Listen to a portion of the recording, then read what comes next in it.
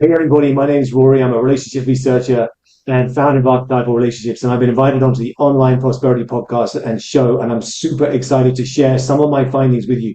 If you're in a committed relationship or you're parenting a child and you would like a breakthrough in this important area of your life, come and watch the show, come watch this podcast, and I look forward to sharing with you some life-changing information.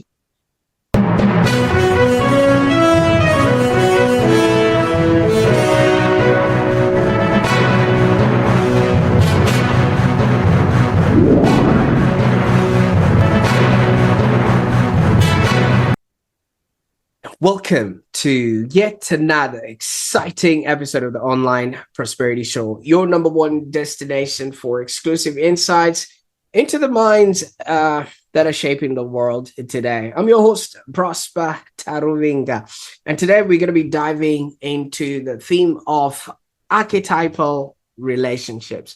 Now, Rory, how are you doing today? I'm fabulous, Prosper. Thank you so much for having me here today. Absolutely.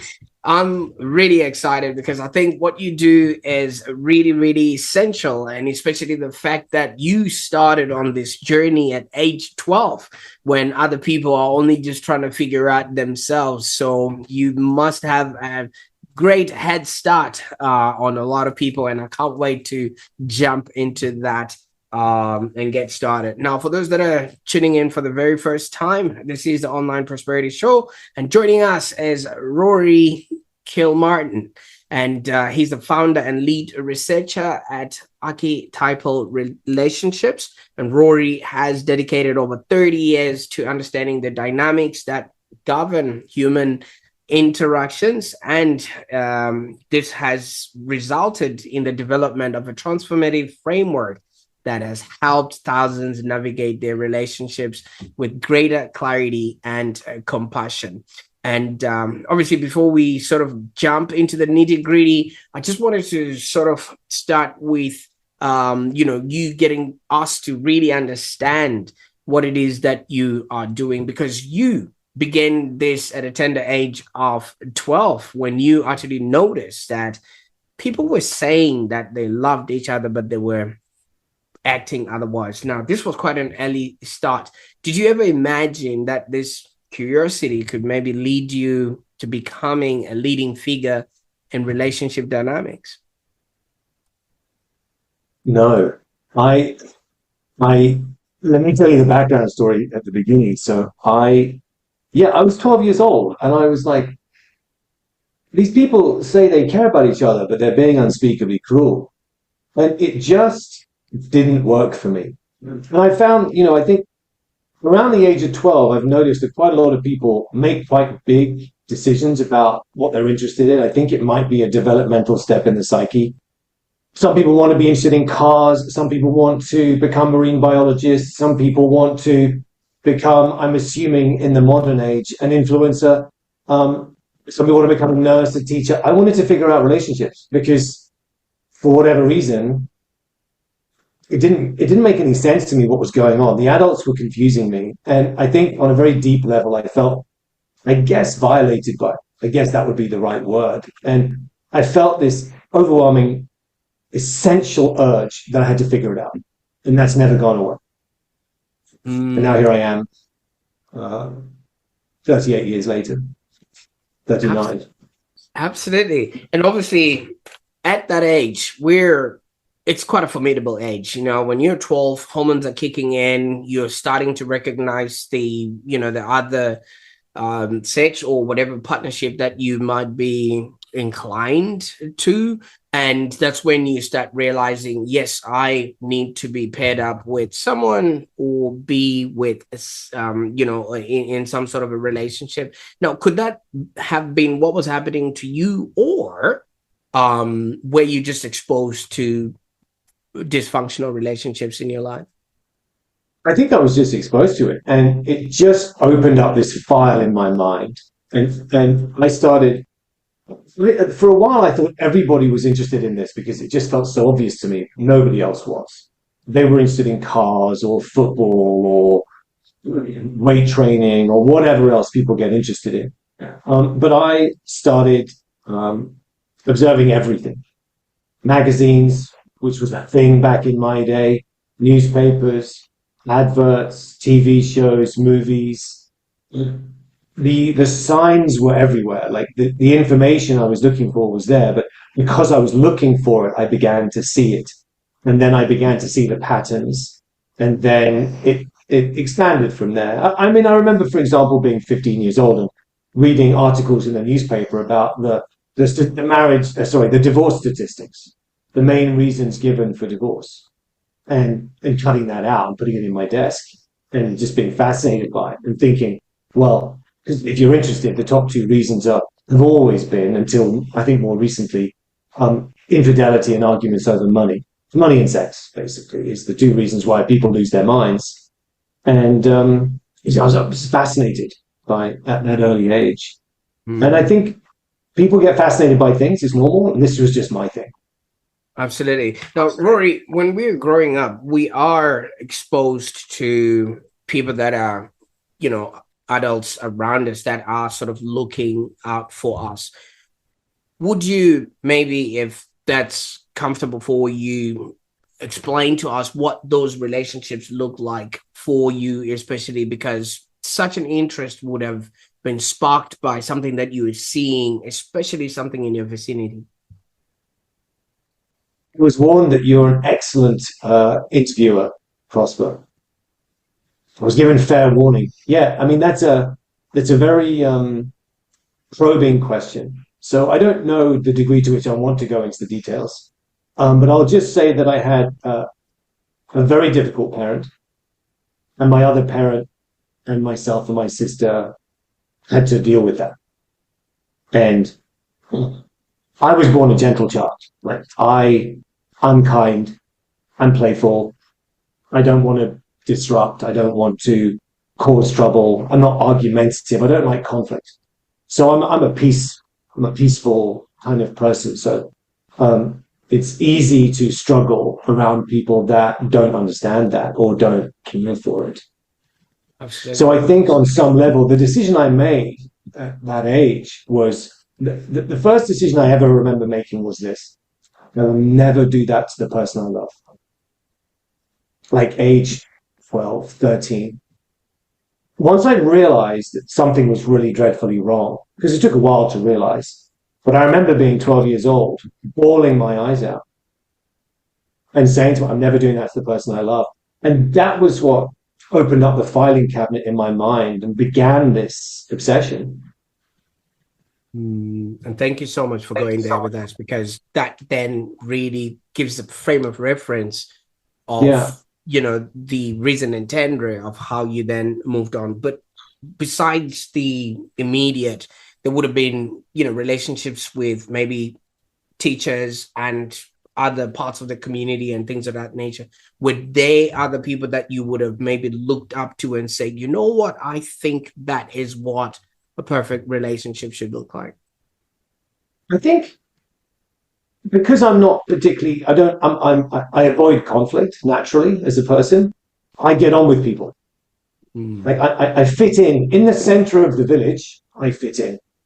I don't think I would have to get up to speed if I was with the protective services at the gate, like the warrior energy at the gate of the village.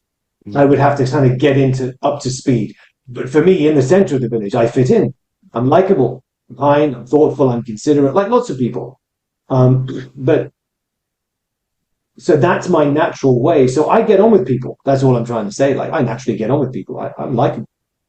I think being likable is a pretty good trait, quite frankly, but it has its limitations.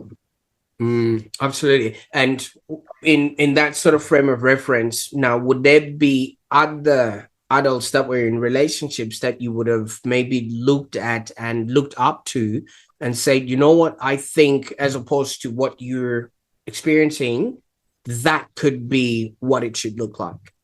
Were there any role models? Yes.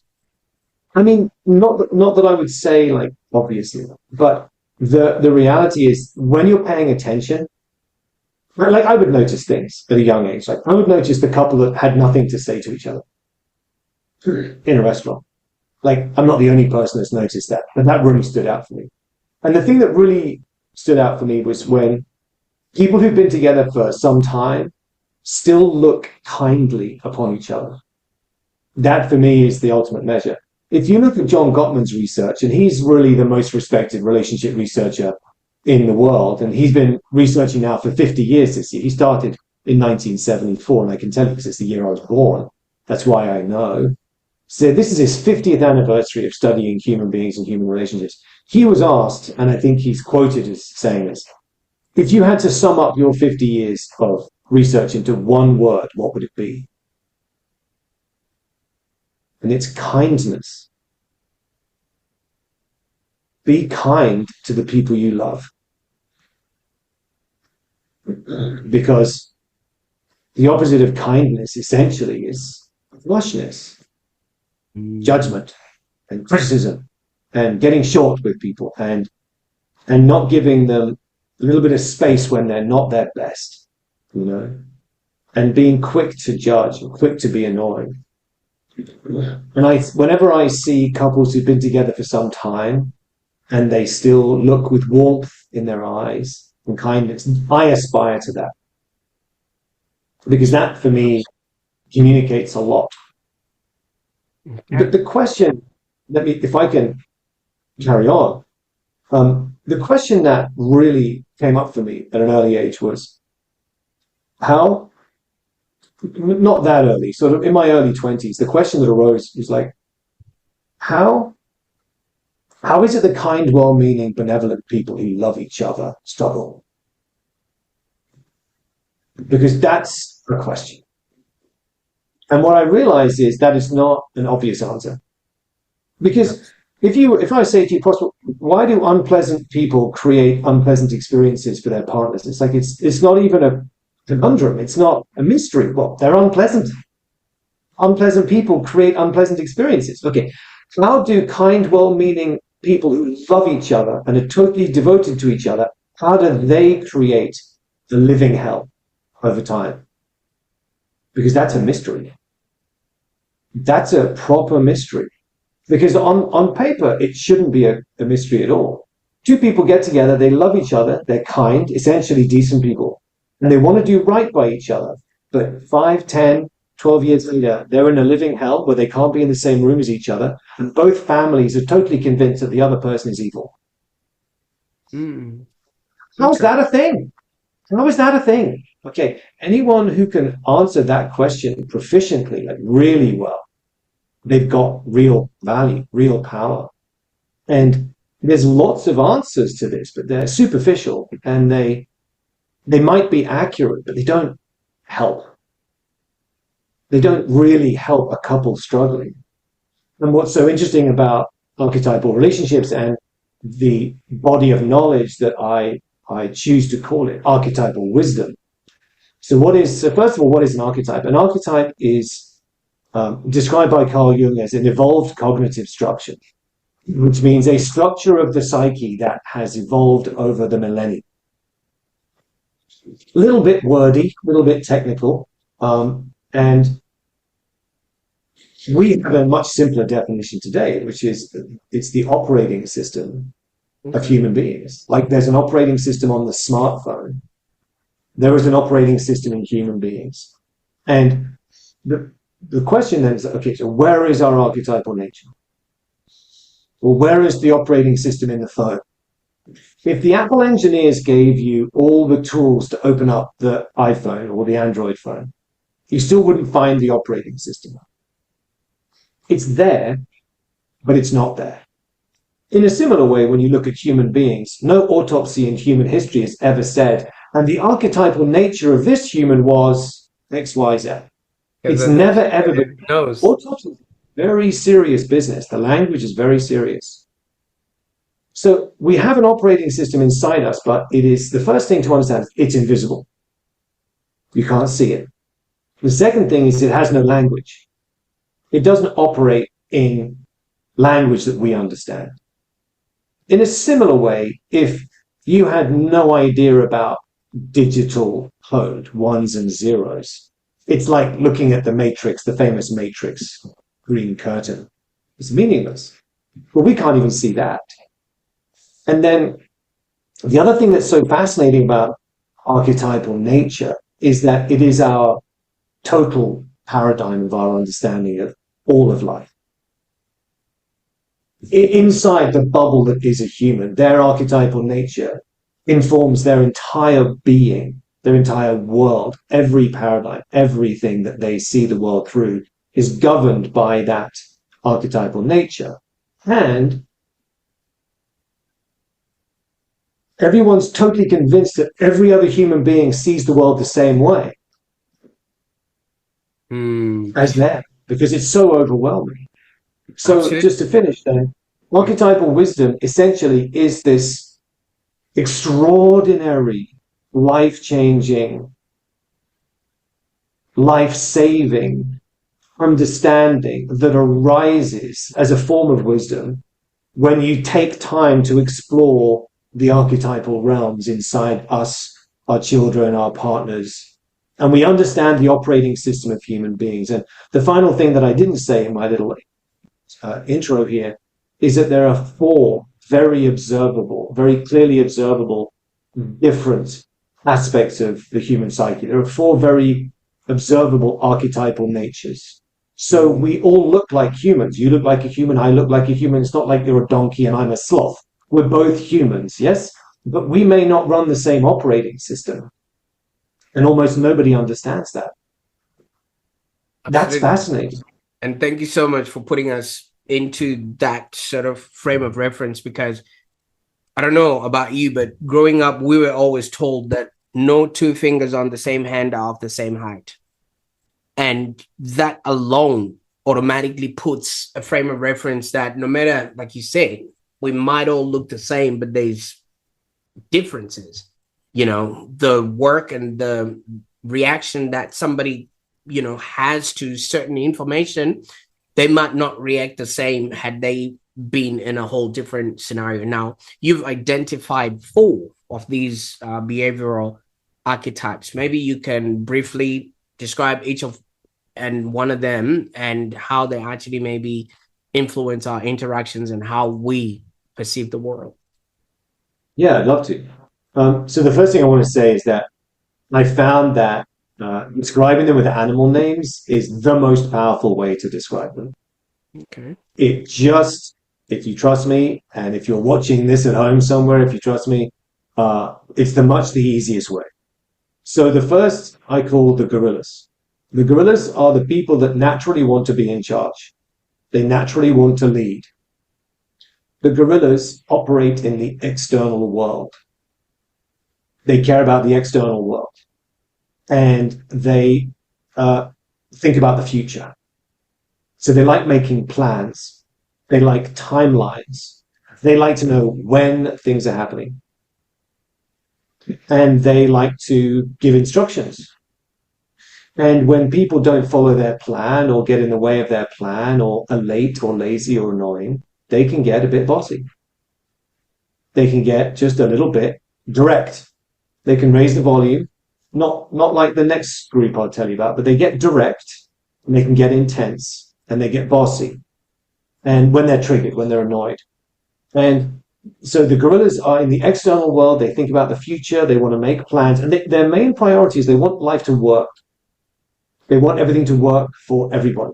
So whether it's a family holiday, a dinner party, running a project in a business, renovating a house, getting to the airport on time, whatever the project is, they like to lead projects and make sure everything works on time.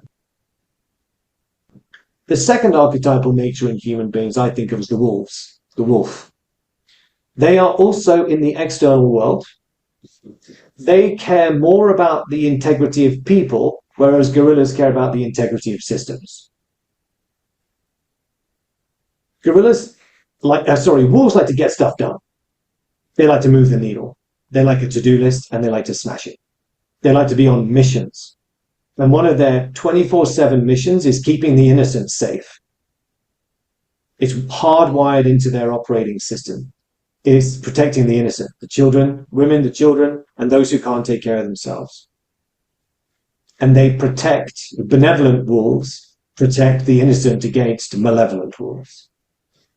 Wolves will run into the burning building to save the children. They will step in front of gunfire. They will take physical pain and damage and punishments to take that off other people. And they are direct, and they don't mind conflict. If you are being annoying or you're getting in the way of the mission, doesn't hit. Stop being annoying. Don't leave the gate open. Don't leave the coffee mug near the baby with hot liquid. Don't do that. They'll tell you. And they don't mind it. They don't mind not being liked. Because moving the mission forwards is more important than being liked. They take care of physical safety, external world safety. The third archetype, the third aspect of the human psyche that's very observable once you understand it, I call the fox. The foxes are an internal world archetype.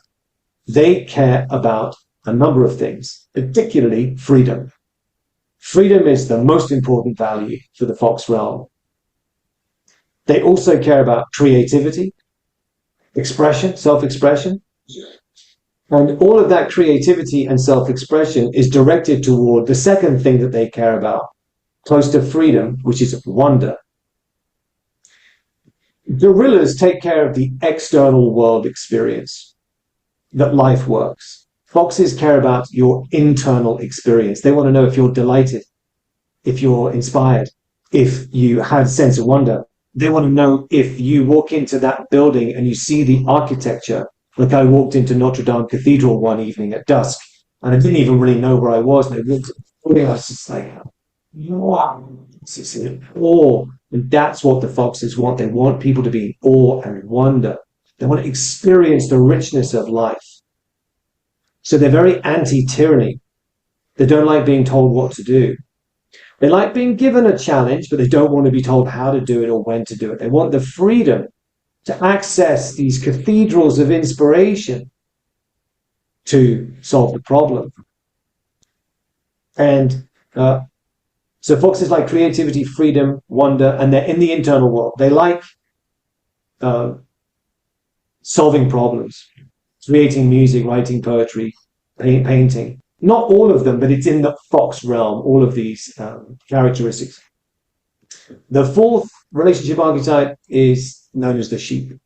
The sheep are the opposite of wolves in the sense that sheep want to take care of people's internal safety. They care about people's emotional safety. And they don't like conflict at all. And they like kindness and connection, and they want people to be liked and loved, and they don't want anyone to feel mistreated. So they don't like arguing. Sheep would rather sweep a problem under the carpet and hope it dissolves rather than be direct with someone and say, hey, I don't like that you did that. Sheep would much rather not say anything because they want to be liked. So for sheep, their primary concern is the interconnectivity of their community, and their ultimate aim, if possible, is bliss.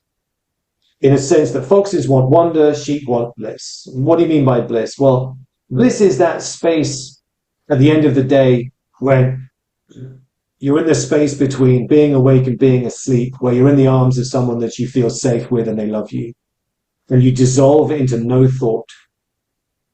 It's any time you can dissolve into no thought is sheep are happy.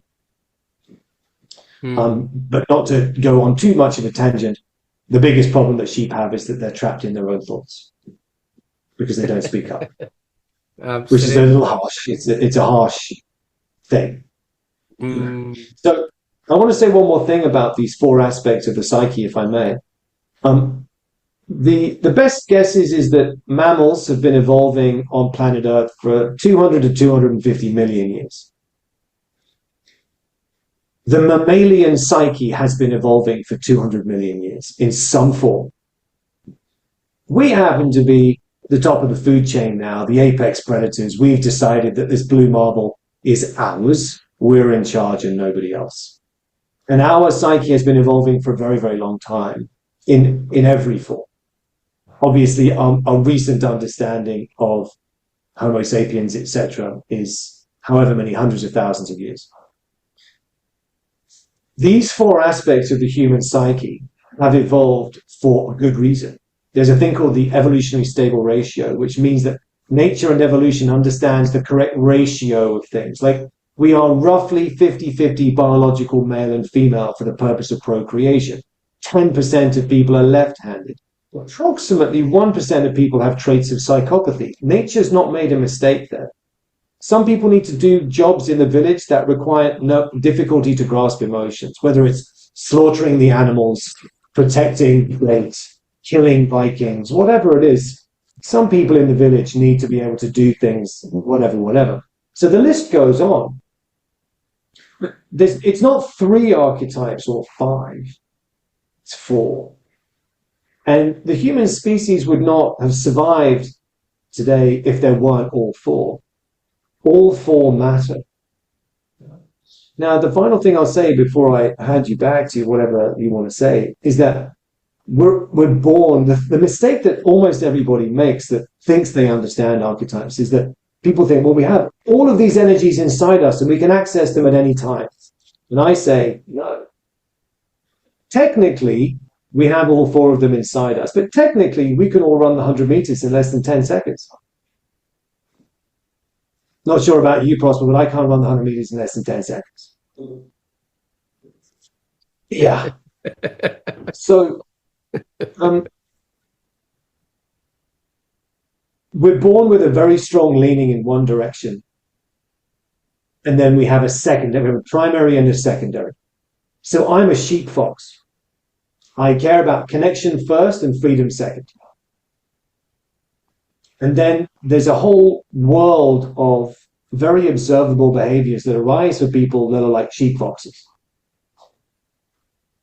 But when we're triggered, when we get into a fight or an argument or a power dynamic, there's no accessing the others. We are running machinery. We are running an operating system that was assigned to us, I believe, before birth. So there's 4. They all exist for good reason. They all matter. They all have their very important role in the village, in society. Without all 4, we probably wouldn't be here today as a species. They're observable in other mammals. They're observable in horses, dogs, but I only talk about humans. And we're born with a strong leaning into one of these directions, and then we end up with a secondary as well.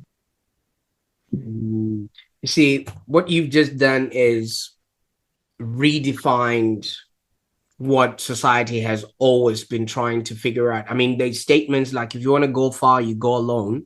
But if you want to go further, you go together. And the fact that you say some of these archetypes are the ones that do the killing, some of them do the cooking, some of them do the hunting, and some of them do the carrying. So if you're in a village where sustenance needs to happen, if you're by yourself, you can't access all these other different channels and things of that nature. But if you really look at it, and like you say, we've evolved and now we are a combination of either or, but there's dominant ones. I've heard it said, and there's science that say every 7 years, our cells, our body cells transform and they change. And that also goes to the kind of person, given the environment and things that you're doing. And I can attest to the fact that having been born in Africa, I'm a completely different person to the boy that got on a plane to the boy that's talking to you right now. Does that happen in one's lifetime, or is that just an assumption that people have and these archetypes remain there from birth to death? Big question. I believe that the vast majority of humans, if not everyone, you're imprinted by your pre-birth, let's just say, archetypal nature. You know, like, I'm right-handed, I'll be right-handed for life. I used to play a sport in England which required both hands, So I became very ambidextrous, but I will be right-handed for life. I sort of see it like that. Now, does that mean that we can't learn competencies to express the other archetypes in a competent way? Yes. You could be a sheep and you could go and learn like sales and negotiation professionally, vocationally. You could join the military and get training. But I don't think you change who you are underneath. That's not to say it's not an absolute statement. I would say 99.999% of people, but still there may be some anomalies. What's interesting is that depending on the chapter you are in your life, and most importantly, depending on the presence of a very imbalanced energy in your life, it could be a step parent that joins the family, it could be a boss at work, it could be your older sibling, it could be a relationship. The presence of very imbalanced energy moves us around the archetypal map. So I'm just going to share this with you just for a moment, but this diagram explains a lot. And we can move around this diagram depending on the chapter of our lives. I had an example in my mind a moment ago. So, for example, we're supposed to mature. If I was to say, if you were to come to me and say, I'm having issues in my marriage and I want to talk to somebody about it, and I said, well, there's this 75-year-old guy over here. I think you should speak to him. Now, he's got exactly the same beliefs and opinions and paradigms that he had when he was 23. But I think you should go and speak to him. What would you say? No? No. No. That's not that. That doesn't feel right at all, right? And the point of that little story is we're supposed to evolve and mature and grow. I think the prime directive of life itself, outside of staying alive and procreating, like not dying and passing on life, is maturation.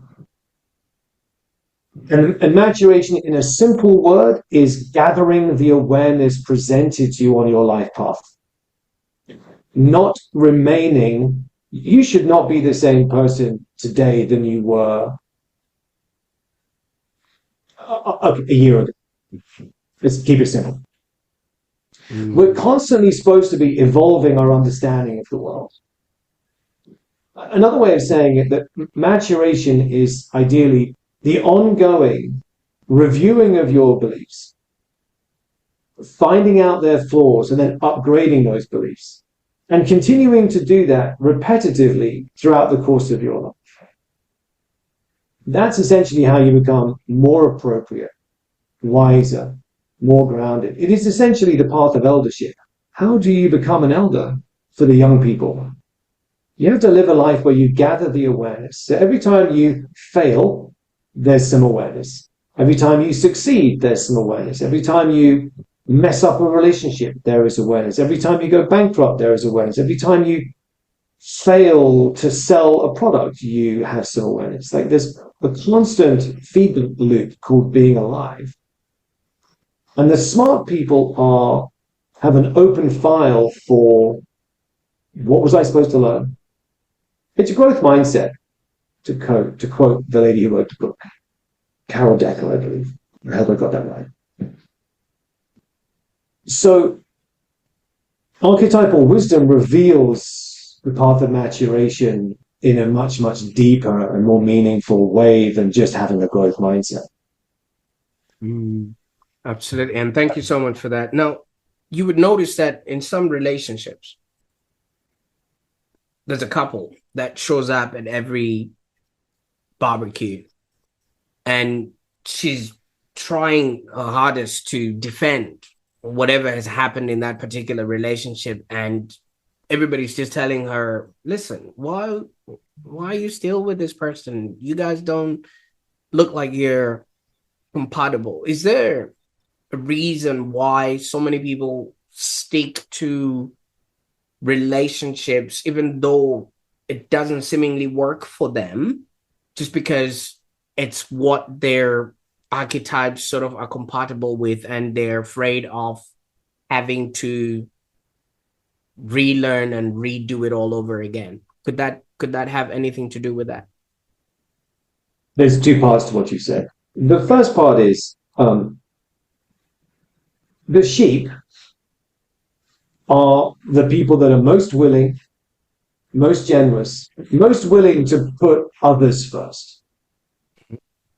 They're the people that want to be in a relationship and support and assist the other person.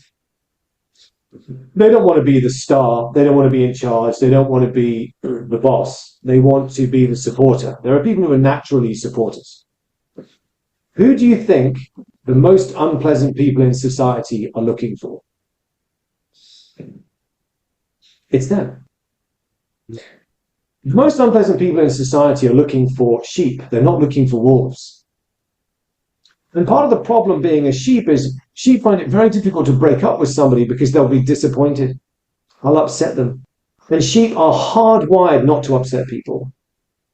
Hardwired. And the only way you can possibly understand what I mean by that is either if you're a sheep or you spend a few hours listening to or watching Zoom recordings of sheep explaining it, dozens of them, which is what I do in my programs, then you understand. They are hardwired to not disappoint people, not let people down. So breaking up with a toxic partner is very difficult for sheep. Tremendously difficult. And that's why toxic people look for them. Because they know this person's weak. They're going to do whatever I tell them. I can crush their soul and they won't leave. Right. And Tough one. It's tough. Absolutely. Now, while you're explaining the archetypes, you did allude to the fact that you're fox sheep or sheep fox Yes. in that sort of diagram. And just if you would reflect on your own experiences. I mean, you did start your journey at like 12. How has that awareness now impacted the relationships that you had?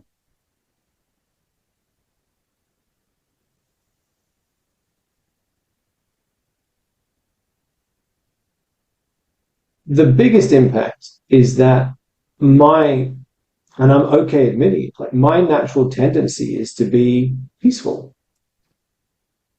I want to have a kind, connected, peaceful experience in every relationship in my life. Like I don't want to have any trouble with people I work with. I don't want to have trouble with you. I want you to like me. I want us to have a pleasant experience. I don't think that's a problem. But it becomes a problem when there is sheep often have an absence of the energy that checks and balances bad behavior. Sheep will find it difficult to say, hey, I love you, but I don't like it when you do that. Can you not do that?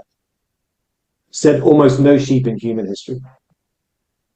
Wolves, they'll be like, hey, I'm really into you, but I don't like it when you do that. Don't do that. It's fine. They've got no problem saying it. It's normal for them. Because throughout human history, the wolves have been at the edge of the village, not the center of the village. They've been at the edge of the village on watch.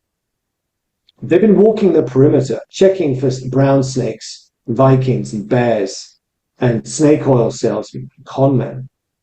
They're very good judges of character. So they have to be able to say, nah, you're not coming in. They're the bouncers of human history. They have no problem upsetting people. They have no problem disappointing someone. Sheep find it almost impossible. So the answer to your question, which again is very probing, is at times in my life, I have found it difficult to speak up and say, this doesn't work for me. Because that's the way I'm wired. So it's taken me a long time to understand all of this and make my own amendments, if that makes sense. So this just does not work in relationships alone, even in our day-to-day experiences with other human beings and whatever interactions that we have with people, because half of the problems and stress in the world results from the interaction with other human beings.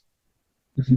And I would venture to say that it is through that maybe your archetype personality shows up, that okay, I'm here to protect, or I'm here to right the wrongs and things of that nature. So it might just not be a relationship tool. It actually overflows into everything that we do Oh daily. yeah, yeah. My understanding of archetypal wisdom positively affects absolutely every aspect of your life. Shouldn't that be something that's on our Everything. IDs or our Facebook profiles then? You know what I mean? Ah, Hi. maybe one day, maybe one day. You know, in a similar way that yoga is in every town in the world, and we understand about breath work and ice baths and things like that. Um, let me tell you this. From my research, I tell you what, the number one source of suffering in relationships between benevolent people, because the source of suffering with unpleasant people, like I spoke to you earlier, was kind of obvious. But the suffering in households where the people are essentially good people, the number one source of suffering by volume, by far, is confusion. And the source of the confusion is not understanding these four archetypal natures, these four operating systems, how they function, how they like to listen, how they like to speak, how they deal with conflict, their relationship to time, their relationship to money, how they want to be reassured. It goes beyond what we can cover. We're not even going to cover half of 1% on this call. It's everything about us. I'll give you a really simple example. When foxes are stressed, they like to crack a joke. Comedy and lightness is the antidote to stress and tyranny for a fox. When gorillas are stressed, do you think they want someone to crack a joke? Hey, go in and No, no, they exactly. It's like no, everyone. Because so the reason why I chose gorilla as the name. So Aesop was writing fables back in 600 BC, and he chose the lions, wolves, lambs, the crow, the fox. And if I understood that the lions are too aggressive. Gorillas are essentially non-violent, but they're in charge. A friend of mine went to Uganda to visit the gorillas, some of and there that. was a moment when a baby gorilla walked up to his girlfriend's shoes, and she had like sparkly laces on her trainers, and the baby gorilla was fascinated by the laces, and the ranger was like, "Do not reach down and touch the baby gorilla, like nobody move." And gorillas eat leaves. They don't like to fight, but they're in charge. And if you mess with their system, you're in big trouble. And that's kind of who gorillas are. And they lose their sense of humor because in a gorilla's mind, they're hardwired, which is if there isn't enough grain in the barn, the whole village is going to die this winter. If we don't have enough firewood drying in the other barn, we're all going to freeze to death this winter. And the foxes, they want to have baking parties every day, all summer. And someone has to say, no, no, we have to have enough grain and wood in the barn to get the whole village through winter. And they think the whole village is going to die if we don't leave for the right train and we don't have our boarding passes to get on the plane. So they get very stressed and very serious and very intense and very direct. And the foxes just want to crack jokes. That's going to be okay. And the foxes going out of their minds. Because their wiring is if my plan doesn't work, we're all going to die. Right. And the fox is like, planning, schmanning, let's just go with the flow, honey. From what you're saying, Rory, ignorance is no longer bliss. Because if you don't know how the other person is going to react and why they're doing what they're doing, that is, like you say, the reason for so much of the suffering that's going on in this entire world. Now, you have an antidote to that. You've got an 8-week program. I think you call it the Revelation program that delves deep into these concepts. First of all, what can people anticipate or expect to gain from it? Well, if anybody's listening to this and watching this, I have a strong invitation to come to our website and learn more. We have a free masterclass. We have an introductory 5-day program. You can send us an email and we'll have a phone call with you. Like, if you're listening to this and you like the sound of this, if you recognize yourself, let me just add one more thing, just to really drive the points home. Gorillas and foxes are almost entirely oppositional in their operating systems. They have oppositional agendas.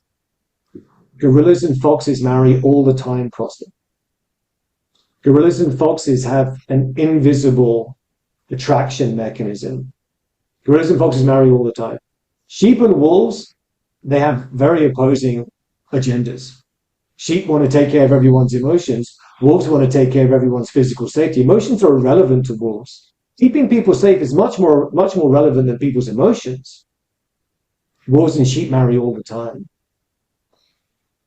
So if you're listening to this recording right now or watching any clip and any of this resonates with you and you're in a committed relationship or you're struggling with your child or you're a boss or a manager, you're running a company with a team, come to archetypalrelationships.com and come and learn about this in more detail.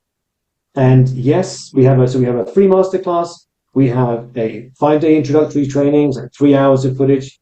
But the 8-week revelation program that you just mentioned, that's when it really kicks in.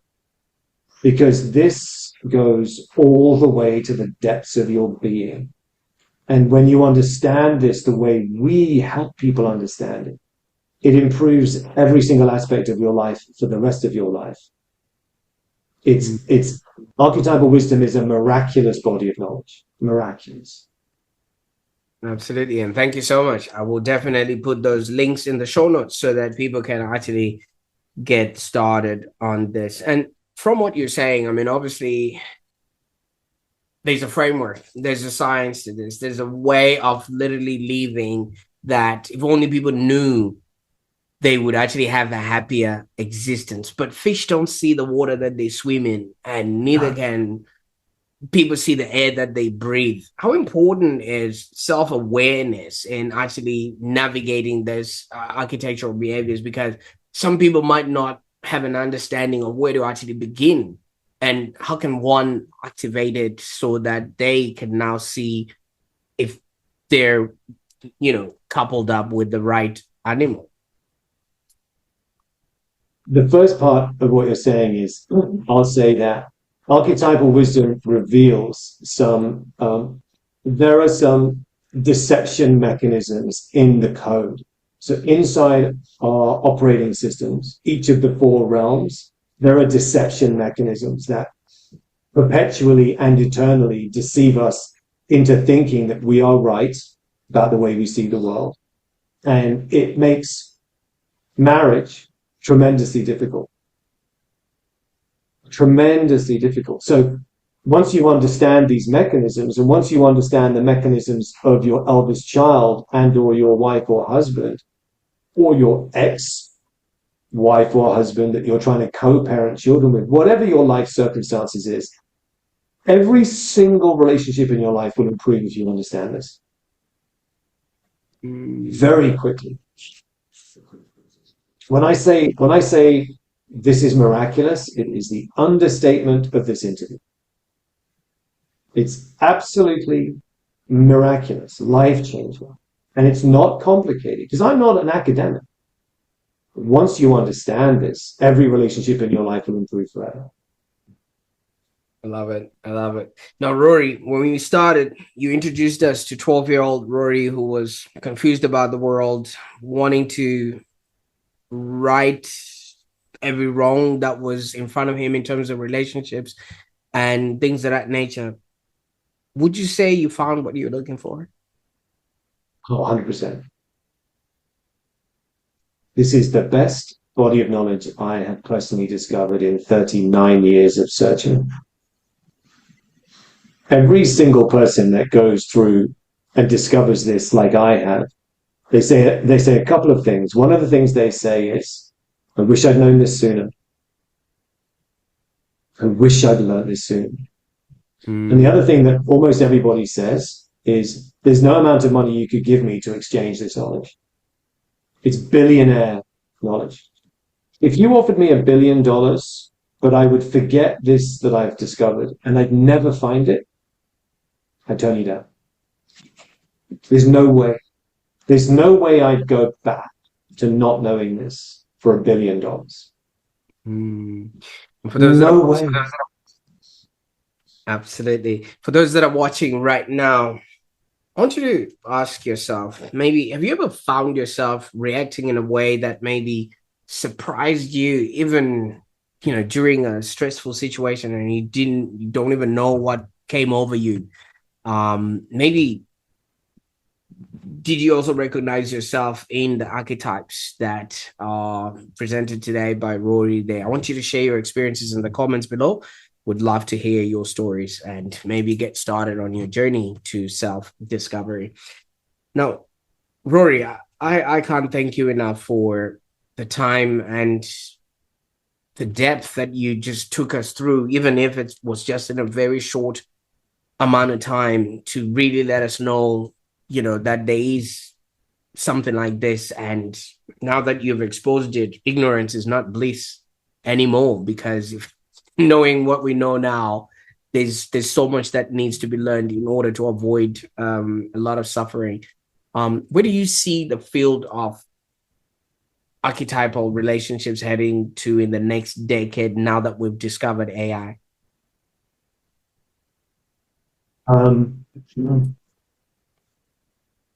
No AI was used in the discovery of this work. I'll just put that out there.